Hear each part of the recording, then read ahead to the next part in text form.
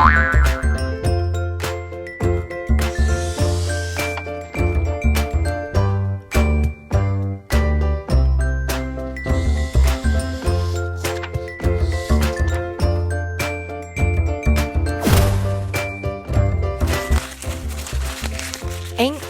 Greece, Athens more specifically. Hi everyone, I'm Celeste. Ancient Greece influenced the modern-day Western world hugely. Yes, hugely. Oh God. Speaking about gods, religion was such a big thing in ancient Greece. Every single part of their lives, from birth to marriage to death that might be caused by wars, were all related to their religion, and let's dig deeper into it. The ancient Greeks believed that there were multiple gods in the world, and the most important ones are the 12 Olympians. But there were actually a whole heck of a lot more gods than just these 12 guys. In fact, there was almost a god for everything. For example, you might know the 3 Fate sisters with their threads of fate, or Prometheus, who stole fire for the humans. Each god was in charge of something. For example, the sky was in charge of the underworld. Athens was the city of Athena, a beautiful goddess of wisdom who was born from Zeus's head. And somebody in the crowd would be this guy, the god of stupidity. Yeah, they really did have a god for everything. Unlike Orthodox Christianity, which is believed widely across the modern Greece, or any other Christianity, the Greek gods were not always loving nor forever righteous. You might already know about the messed up family trees in Greek mythology. It was believed that the gods treated humans better when they were happy, and not so good when they get mad. Humans, though, would not feel guilty to blame the gods either. The Greek mythology reflects, recognizes, and accepts human imperfections, since no one really is perfect, not even the gods. These Greek gods had human traits. They were jealous, they made mistakes, and they even had fears too. This is a huge difference to the modern-day Christianity. Have a read of this quote and you'll see that the Greek gods can be pretty mean sometimes.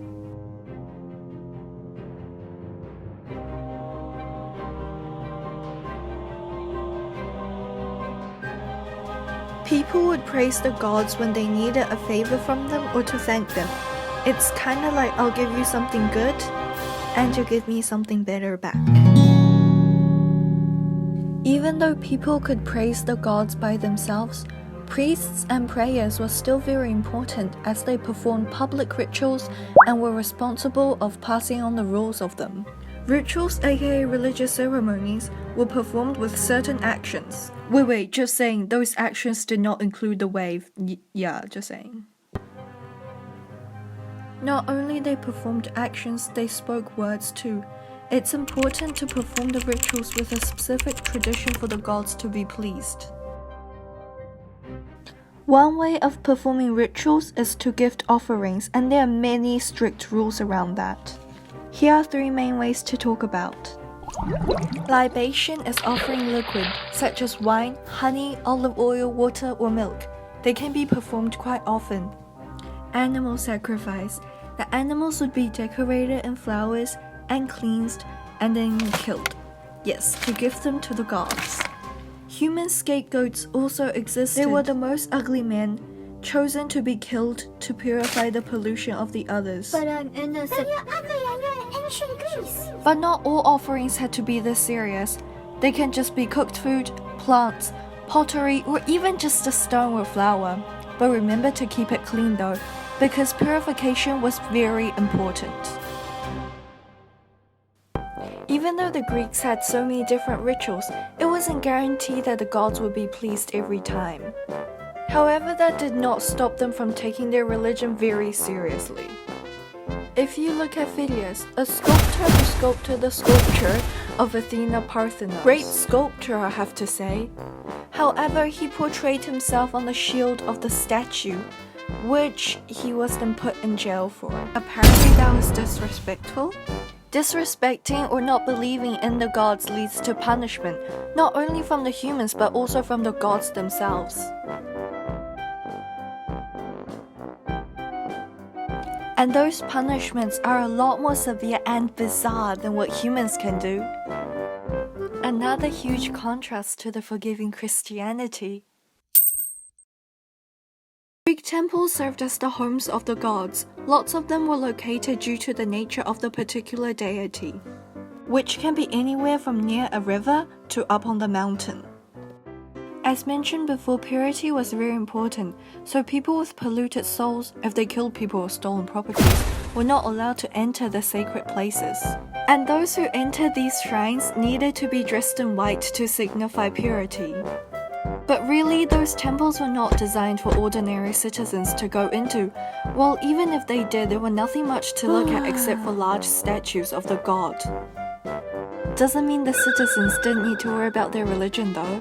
The ancient Greeks believed in gods who were involved in all aspects of human life, work, theatre, justice, etc., which meant that their lives were closely related to those gods in charge of those deities. Their religion affected them in almost every single way in their lives, from birth, to marriage, to death. When giving birth to a baby, knots in the room were considered unlucky. Birth blood would be cleansed quickly after the baby was born, since it was impure and unlucky as well. A festival called Amphidromia would be held on normally the 5th day of a child's birth. That day, families and friends would appear with presents. The house would be decorated with olive branches if the child was a boy, and wool if the child was a girl. To present the baby to the gods and the family, they would be carried around the fire by their nurses. Another huge difference to Christianity's baptism, even though both of them were to wish the child good luck. Marriage! The ancient Greeks celebrated the weddings in 3 parts, and the first part was the prolia. It was the day before the wedding, and the bride would spend her last days with her mother and friends. She would make offerings which included her hair. These offerings signified the separation from childhood and adulthood, as well as the bond between the bride and the gods. The wedding day, Gamos, started with a sacrifice for the gods to bless the two being wed. Rituals began with a bath for the bride. Yes, for purity again. Bride and groom then made more offerings at the temple to ensure a fruitful future life. After a feast, the groom would bring the bride to his house in a chariot. Then the bride's veil would be removed with the ritual of anacolopteria. Epilea was the day after the Gamos, but it wasn't very religion related. It was basically gifting gifts, so we won't go into detail about that. Death. It was believed that there was an underworld which was ruled by Hades, yet souls after death were considered meaningless. Some people died for being accused for not believing in the religion. Oh no, Socrates! He was forced to suicide because his philosophical thinking clashed with the religion. The Greeks took religion really seriously. There were public festivals throughout the year to ensure all gods were honored. I mean, it's a fun time for the humans too. Some well-known ones include the Panathenaea and the Olympic Games. Both of them were celebrated once in 4 years. Since the Greeks were so stuck up with deciding what they were going to do according to the omens of the gods, the Greek history would be so different without the religion. The Trojan War wouldn't have started by the goddess fighting over a golden apple. King Lycurgus wouldn't have sliced his own son into pieces. King Minos' wife wouldn't have had an affair with a bull. And we'd certainly miss a lot of tea from the stories of the gods. It was also believed that Zeus, the strongest of the gods, had favored the Trojans, while Hera had favored the Greeks. The Greeks used this to explain many wars. Hey, that's unfair. You you guys had Zeus on your side. Ha, low-key shaming. The Greek myths reflected the Greek society, what they valued and what they did not. For example, they valued the deities of the Olympian gods far more than the goddess of food, Ambrosia. Never heard of her, right? It told the stories of the gods, also humans. There were countless stories which reflected human traits and desires, life morals, and were all worth studying. And it reflected a human society where no one is perfect, where everyone strove for happiness yet made mistakes, and where gods and humans both learned from their past. Unlike stories from the Bible, God was very loving, forgiving, and had no human body. Greek mythology was more violent yet more realistic to the human world.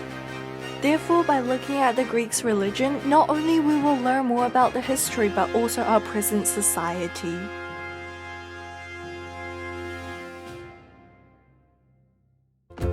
Apart from religion, art and philosophy was also a big thing in ancient Greece. Not only Greek artists created masterpieces in painting, pottery, and sculpture, etc., but they also had a deeper layer of philosophical thinking and theory when it comes to beauty. They also had outstanding architectures as well as unique beauty standards. On the surface, well, the ancient Greeks liked beautiful things, from pretty faces to fancy buildings. They decorated almost every part of their lives, from their buildings and city streets to inside their homes. Even though they had a different beauty standard from us, they didn't value beauty any less than us, if not more.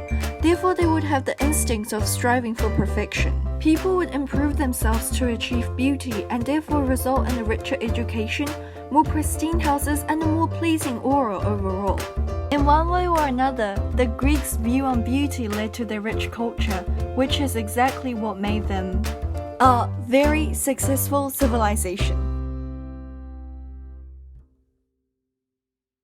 There were lots of artists, including painters, writers, potters, poets, sculptors, actors, screenwriters, dancers, and musicians, and much more. To name some, so we have Phidias, Polykleitos, Praxiteles, Myron, Hesiod, Eupompus, Melanius, Panebada, oh my gosh, and more people. But some more outstanding ones can include Homer, no, not this guy, the guy who wrote the Odyssey and the Iliad, two hugely influential epic poems of the ancient Greeks. Phidias, who sculpted Athena Parthenos.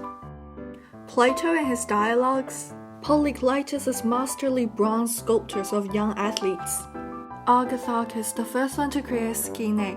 Oh my gosh, I give up. So many good artists out there.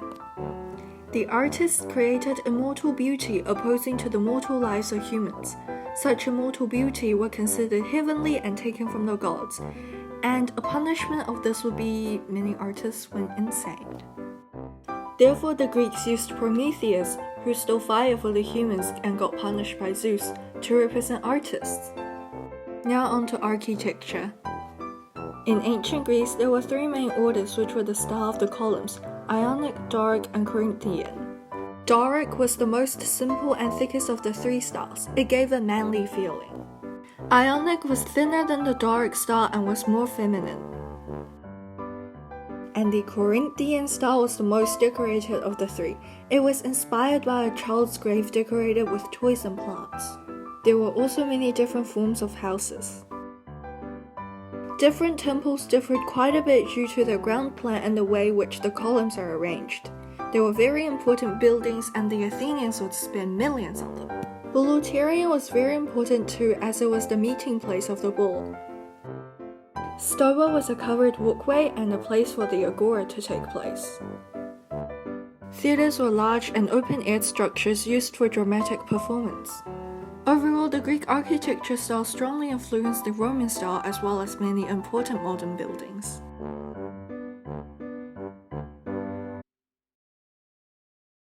Now, art in ancient Greece wasn't just about painting and dancing, even though they were pretty cool. There was a whole series of philosophical thinking around finding the beauty in the world.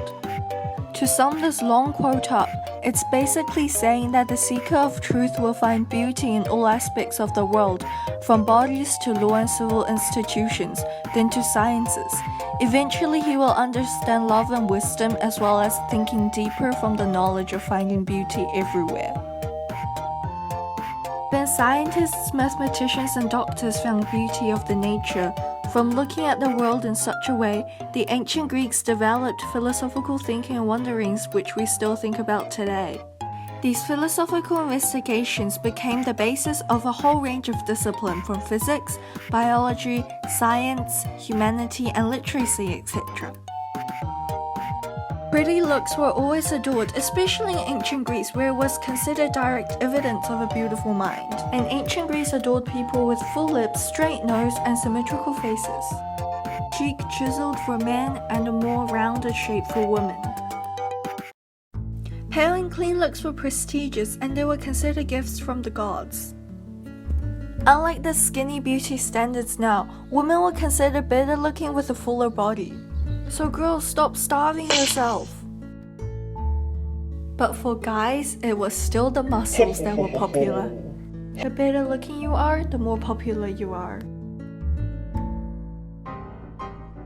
Makeup was used to enhance features instead of disguising them. They used honey as moisturizer, white chalk for a paler look, vinegar, highlight for hair, olive oil, highlight for skin. Eyeliner is made from charcoal, which was also used to create a unibrow, and beeswax for lipstick. And voila, that's the look!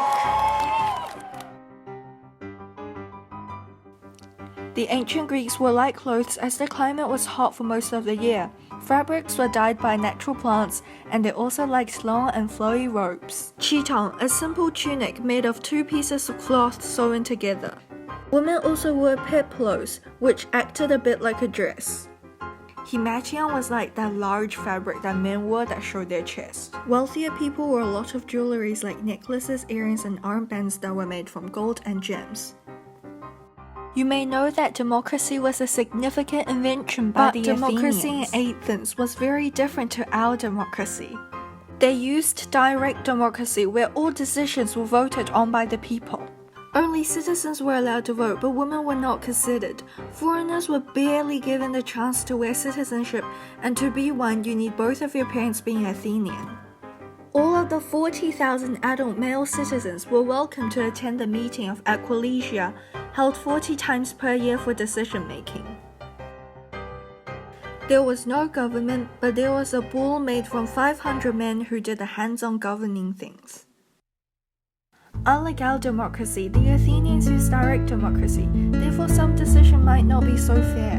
But one thing that's similar between us and the Athenians was that democracy made our people proud, since any man was given the chance of making a change. And is that beauty or flaws? I don't know. But beauty surely can be found. The Greeks believed that beauty is subjective and can be found in everything. Our lives are affected by their works hugely, from our architectures to our understanding of beauty. They were also aware of the ugly things in the world and reflected this through their religion, where nothing was perfect. Beauty and hideousness, eternity and mortality, the ancient Greeks influenced us through their religion, philosophy, and art.